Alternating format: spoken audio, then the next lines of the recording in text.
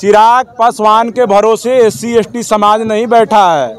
इस देश का सबसे बड़ा संगठन है जिसका नाम है भीम आर्मी भारत एकता मिशन। और वर्गीकरण, उपवर्गीकरण, क्लासिफिकेशन और क्रीमी लेयर लगा करके उसके समर्थन में मांझी जी बयान दे रहे हैं, उसके समर्थन में मजबूती से खड़े नजर आ रहे हैं। इसलिए उनका पुतला दहन किए कि नरेंद्र मोदी जी हर साल हर चुनाव में हर अपने भाषण में देश के दलितों को ठगने का काम करते हैं, झूठे वादे करते हैं और वो आश्वासन दिए कि आरक्षण को हम कुछ नहीं होने देंगे। तो हम मोदी जी से कहेंगे कि मोदी जी आरक्षण को लेकर के आप इतने सजग हैं तो देश के संसद का विशेष सत्र बुलाइए और उसमें आरक्षण को 9वीं अनुसूची में डालने के लिए एक अध्यादेश लेकर के आई। हम भीम आर्मी वाले लोग हैं, न लाठी से डरते हैं, गोली हमारे नेता खा चुके हैं तो गोली से भी नहीं डरते हैं। हमको भीम आर्मी को समाप्त करना है तो आपको बम चलवाना पड़ेगा। तो ये बात जान लीजिए, जब तक भीम आर्मी वाले लोग रहेंगे, भीम आर्मी के लोगों के रहते इस देश के SC/ST OBC बहुजन समाज का कोई भी हक और अधिकार के साथ छेड़छाड़ करने का प्रयास किया जाएगा तो उसमें हम लोग मजबूती से लड़ाई लड़ेंगे। ये ट्रेलर था, पूरा फिल्म 11 सितंबर को दिल्ली के जंतर मंतर पे हम लोग दिखाएंगे। दिल्ली जंतर मंतर पे आपके चैनल के माध्यम से आज मैं कह रहा हूँ 11 सितंबर को आर पार की लड़ाई होगी और वहाँ देखेंगे कि सुप्रीम कोर्ट नरेंद्र मोदी में कितनी ताकत है। उनकी ताकत का भी था हम लोग लगा लेंगे।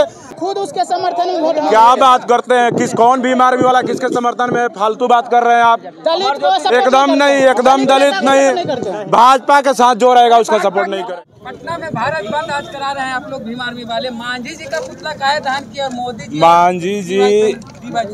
मांझी जी का पुतला दहन इसलिए किए कि जो भाजपा और RSS के इशारे पर सुप्रीम कोर्ट देश के SC/ST को बांटने का काम कर रही है, वर्गीकरण, उपवर्गीकरण, क्लासिफिकेशन और क्रीमी लेयर लगा करके उसके समर्थन में मांझी जी बयान दे रहे हैं, उसके समर्थन में मजबूती से खड़े नजर आ रहे हैं। इसलिए उनका पुतला दहन किए।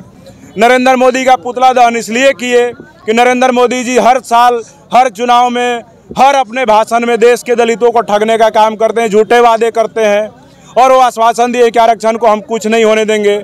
तो हम मोदी जी से कहेंगे कि मोदी जी आरक्षण को लेकर के आप इतने सजग हैं तो देश के संसद का विशेष सत्र बुलाइए और उसमें आरक्षण को 9वीं अनुसूची में डालने के लिए एक अध्यादेश लेकर के आइए।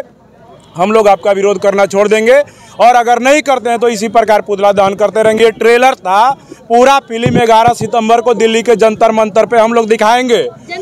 दिल्ली जंतर मंतर पे आपके चैनल के माध्यम से आज मैं कह रहा हूँ 11 सितंबर को आर पार की लड़ाई होगी और वहाँ देखेंगे कि सुप्रीम कोर्ट नरेंद्र मोदी में कितनी ताकत है। उनकी ताकत का भी था हम लोग लगा लेंगे। हम भीम आर्मी वाले लोग हैं, न लाठी से डरते हैं, गोली हमारे नेता खा चुके हैं तो गोली से भी नहीं डरते हैं। हमको भीम आर्मी को समाप्त करना है तो आपको बम चलवाना पड़ेगा। तो ये बात जान लीजिए, जब तक भीम आर्मी वाले लोग रहेंगे, भीम आर्मी के लोगों के रहते इस देश के SC/ST OBC बहुजन समाज का कोई भी हक और अधिकार के साथ छेड़छाड़ करने का प्रयास किया जाएगा तो उसमें हम लोग मजबूती से लड़ाई लड़ेंगे और इसी प्रकार केंद्र और सुप्रीम कोर्ट को झुकाने का काम करते रहेंगे। दो भाग में SC/ST समाज जो है बंट चुका है। वही भाजपा और RSS के इशारे पे, भाजपा और RSS के इशारे पे ये सुप्रीम कोर्ट SC/ST समाज को बांटने का काम कर रही है, हमारे आरक्षण को समाप्त करने का कोशिश कर रही है। इसको हम लोग कभी भी सफल नहीं होने देंगे। भीम आर्मी के रहते SC/ST का अधिकार पे कोई आंख उठा दे, हम लोग सड़क को सुनसान नहीं छोड़ेंगे। सदन में तुम जो फैसला बना दो, कोर्ट में जो फैसला सुना दो, लेकिन हम लोग उसके खिलाफ सड़क को हम लोग सुनसान नहीं छोड़ेंगे। लाखों करोड़ों लोग, इस देश के 35 करोड़ दलित आदिवासी लोग सड़कों पे खड़े नजर आएंगे और अपने अधिकार छीन करके लेंगे। क्या कहिएगा दलितों पे बिहार पुलिस? ये नीतीश कुमार जी जो है बिहार के मुख्यमंत्री, ये सीधे तौर पे RSS और भाजपा के इशारे पे काम कर रहे हैं। ये दलित हितैषी नहीं है, आदिवासियों के हितैषी नहीं है। इसलिए इन्होंने बिहार के पटना में और तमाम जिलों में जैसी फोन आ रहा है लगातार कि वहाँ लाठीचार्ज हुआ, गिरफ्तार कर लिया गया, सीधे तौर पे दिखाता है कि नीतीश कुमार भाजपा और RSS के इशारे पे कठपुतली मुख्यमंत्री बन करके बिहार में कार्य कर रहे हैं और दलितों का, आदिवासियों का अधिकारों का हनन कर रहे हैं। एक भी दलित नेता नहीं आया आप लोग के समर्थन में। क्या बात, देखिए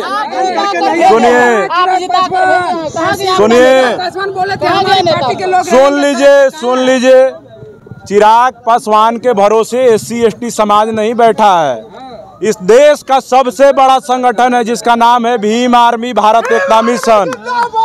और भीम आर्मी आप लोग से फायदा भीम आर्मी लेता है कि सुनिए बता रहे हैं। भीम आर्मी संगठन इतना मजबूत है कि हमको किसी के बैसाखी का सहारा नहीं लेना पड़ता है। हमारे नेता चंद्रशेखर आजाद इस देश में ना एनडीए गठबंधन में थे, ना इंडिया गठबंधन में थे, न राहुल का चापलूसी किए, ना मोदी का चापलूसी किए। तो जो लोग चापलूसी किए वो समझे, हमारे नेता अपने दम पे समाज का चापलूसी किया और समाज ने उसको देश का अकेला नेता चुन करके सांसद 1.5 लाख वोटों से जिता करके नेता पासवान जीतन राम मांझी और रामदास अठावले के भरोसे नहीं है।